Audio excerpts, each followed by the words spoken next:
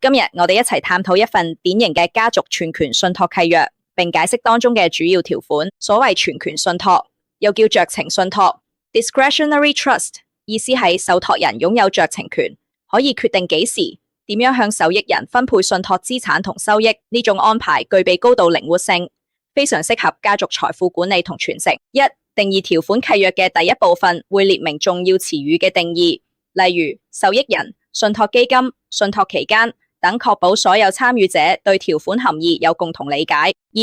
信託聲明委託人會將附表 A 所列嘅資產轉移俾受託人，受託人則正式接受呢啲資產，並按照契約規定為受益人嘅利益進行管理。呢部分用喺確立信託成立同資產轉移嘅法律基礎。三、額外資產嘅加入，受託人可以接受委託人或者其他人士嘅額外資產，所有新增資產都會自動成為信託基金一部分，並且同樣受契約條款約束。呢項安排令到信託基金可以靈活擴大。四、受託人嘅權力同責任，受託人擁有廣泛權力去管理信託資產，包括作出投資決定、分配收益或本金、委聘專業顧問、處理法律或者稅務事項。同時，受託人必須遵守法律下嘅受託責任，以受益人最佳利益為依歸。喺全權信託中，受託人可以因應受益人嘅實際需要作出分配，彈性極高。五、受益人名單，受益人通常會喺附表 B 列明。根據契約安排，受託人可以喺特定嘅條件下添加受益人、移除受益人呢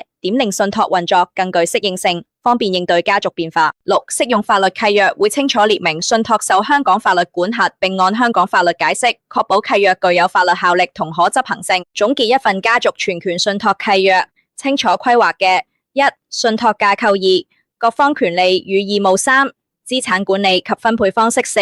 透過全權信託，受託人可以因應受益人需要作調整；五、有效達到家族財富保護、延續同傳承嘅最終目的。多謝大家收聽，下次再同大家分享更多信託知識。